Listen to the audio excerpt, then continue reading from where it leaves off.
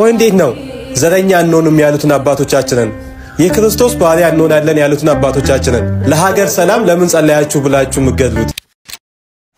ይዞታዋን ነጥቀው ቅጥሮቿን ሲያፈርሱ ቁርአንን ሊተኩ በመጽሐፍ ቅዱሱ ቅርስ አልባ ሊያደርጓት ቅርሶቿን ሲያወድሙ የግራኝን ታሪክ በጋር ሲደግሙ የለም እንደ ንጉስ ተውረፉ የሚል እዚህ ቻማናይት ቤተክርስቲያን በሆነቿ በማህተባችን ከመጣችሁ እመቤቴን ነው ምላችሁ ሞት አያስፈራኝም፣ ስቃይ አያስፈራኝም፣ መታሰር መገረፍ አያስፈራኝም። ከእግዚአብሔር ከአባታችን ከጌታችን ከኢየሱስ ክርስቶስ ጸጋና ሰላም ለእናንተ ይሁን። ውድ የክብረቱ አዶ ሚዲያ ቤተሰቦች በእያላችሁበት ሰዓት አቆጣጠር እንደምናላችሁ እንደምን አረፈዳችሁ። አሜን። የአምላካችን የመድኃኒታችን የኢየሱስ ክርስቶስ ስሙ የተመሰገነ ይሁን። እስከዚህ ሰዓት በጠብቆቱ በመግቦቱ ላልተለየን ለሉል አምላክ ለእግዚአብሔር ሁላችሁም በእያላችሁበት በኮሜንት ባሩ ላይ እግዚአብሔር ይመስገን ይያል እግዚአብሔርን እናመስግን። ይህ ምስጋና ቀላል እንዳይመስለን እግዚአብሔር ይመስገን ማለት ትልቅ ምስጋና ነውና እንግዲህ በዛሬው ቪዲዮ እጅግ በጣም አስደናቂ አስገራሚም አስደንጋጭም በሌላ በኩል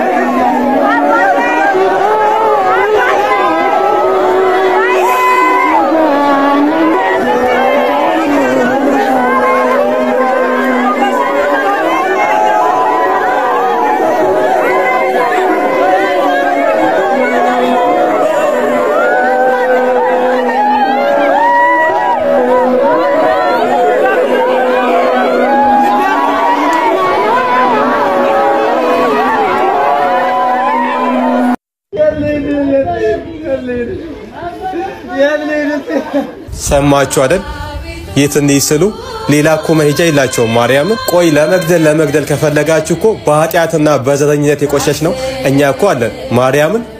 ቆይ እንዴት ነው ዘረኛ አንሆንም ያሉትን አባቶቻችንን የክርስቶስ ባሪያ እንሆናለን ያሉትን አባቶቻችንን ለሀገር ሰላም ለምን ጸለያችሁ ብላችሁ ምገድሉት? በማርያም ለነምናችሁ የነሱ ጸሎት ለኛ ይጠቅመናልና እባካችሁ አትንኩብን አባቶቻችንን።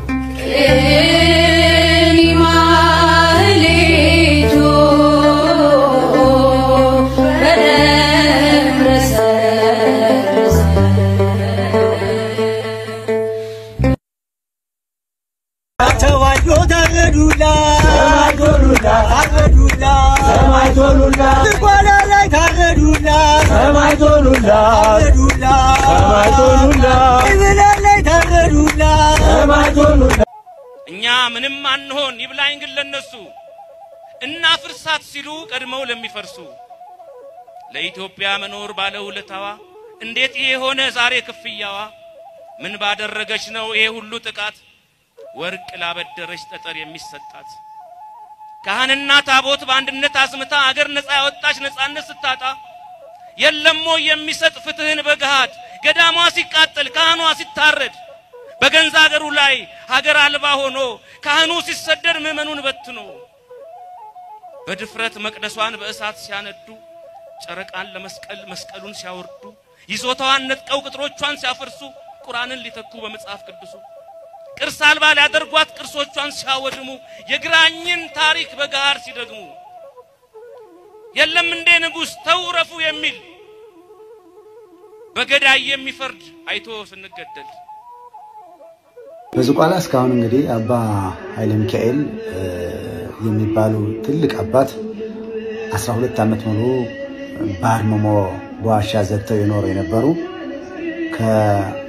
ገዳሙ አባቶችና ለሳቸው ሰርከብስታቸውን ይዞ ከሚሄደው አርዲት በስተቀር ማንም ስለሳቸው የሚያውቅ ሳይኖር በዋሻ ዘተው የሚኖሩ አባት ናቸው። ትናንት የተቀበሩት አስማቸውን ተገኝቷል። 2 ሰዓት ሙሉ በእግር ብዙ ተፈልጎ ከ30 ሜትር በላይ ቁመት ባለው ገደል ነው የጣሏቸው። በጥይት ከገደሉ በኋላ አይናቸውን ሁሉ አውጥተው ነው የጣሏቸው። እኒህን አባት አምጥተው አባቶቻችን ትላንት ከሰዓት በኋላ ቀብረዋቸዋል። ከሳቸው ጋራ ሌሎች 8 አባቶች በዛ አካባቢ ባሉ በሌሎች ዋሻዎች አርሞም አድርገው የኖሩ አባቶች ነበሩ።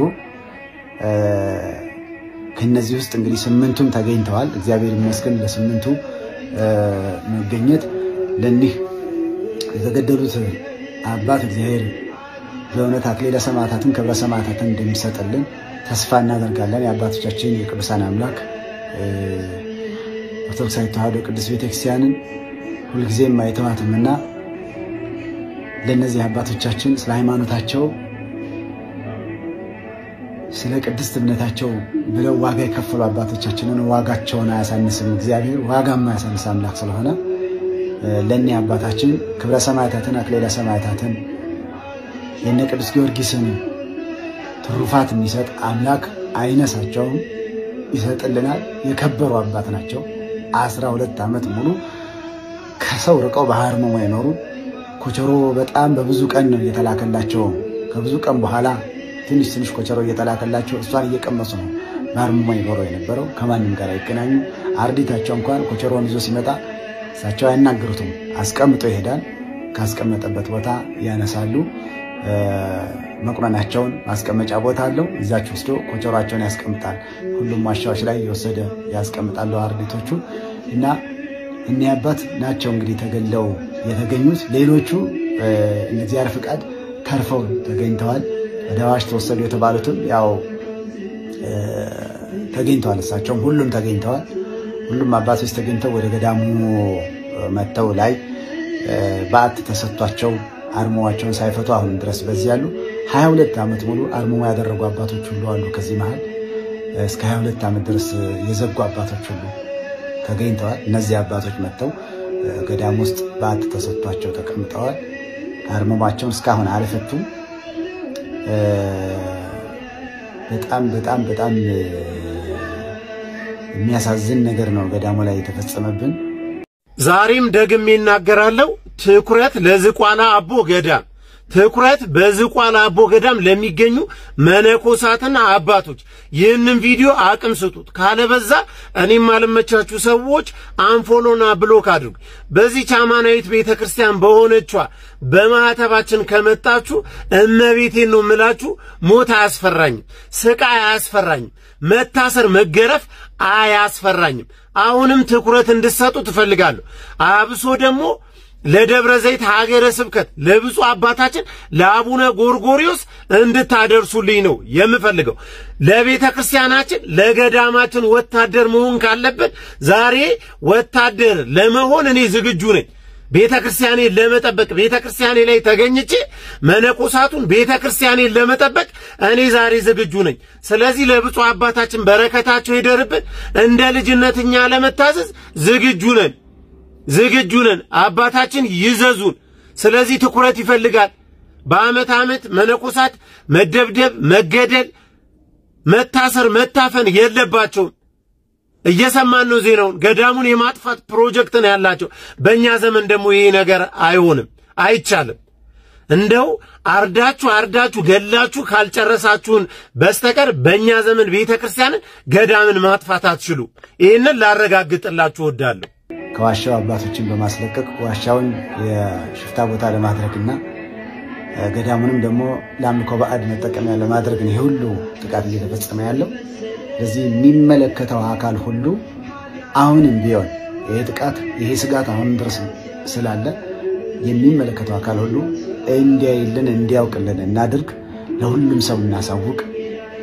ሁላችንም በምንችለው መጠን መረጃ እናጋራ።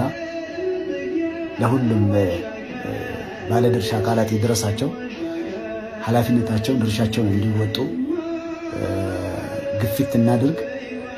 ገዳማችንን አምላካችን እግዚአብሔር ይጠብቅልን፣ ቤተ እግዚአብሔርን ያስፋልን። ዝቋላ አቡነ ገብረ መንፈስ ቅዱስ ደብረ ከዋክብት ነው። የከዋክብት ቅዱሳን ቦታ ነው።